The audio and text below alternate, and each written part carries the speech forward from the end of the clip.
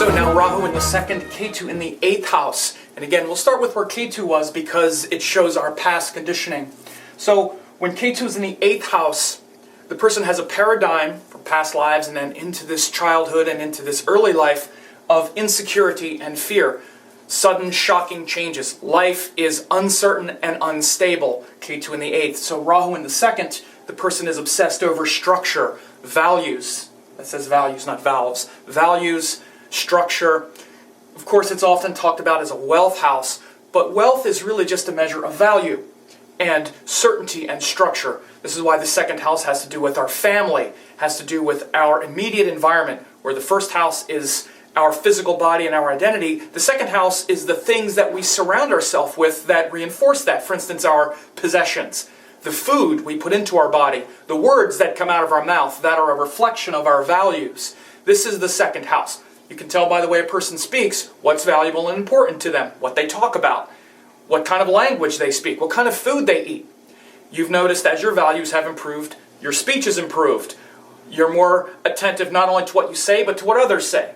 You're more attentive to what you eat. You don't just eat any old junky thing. When you were a kid, you would just want to eat candy and stuff that would rot your teeth and that wasn't good for you. You realized as you get older that there's more value in eating better food. Also, this is an evolving principle. The 2nd house has to do with our childhood and the environment and the values we were raised in.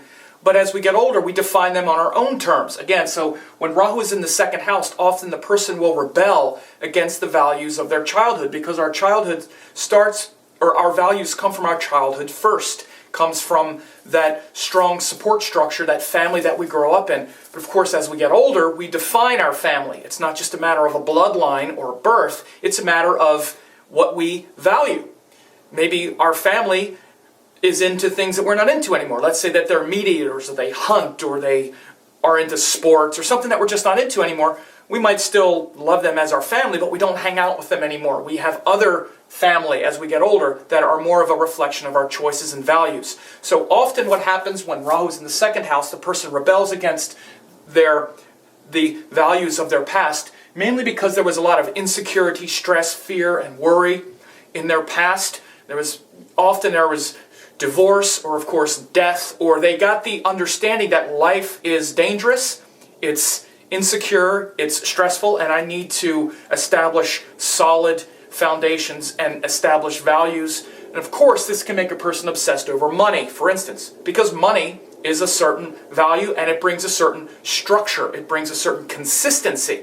The 2nd house of that 2nd house consistency is in opposition to that 8th house inconsistency.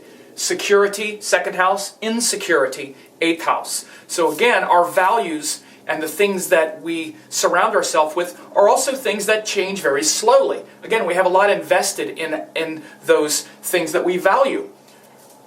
Once your values start to change and you start to dress differently and have different things in your house, those things don't change overnight. They are things that we've invested in that are a matter of our identity and our value. And so they change very slowly because they offer a support in contrast to the 8th house insecurities and fears. So Rahu in the 2nd, there's a strong need to have certainty, solid values that we define on our own.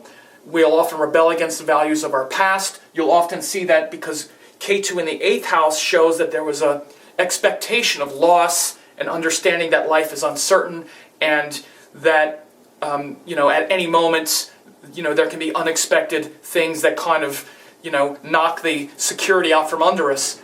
So we have an expectation and an understanding of that area of life, and we tend to withdraw from it and gravitate more toward things that are certain and where we get to define our values and what's valuable and meaningful to us on our own terms.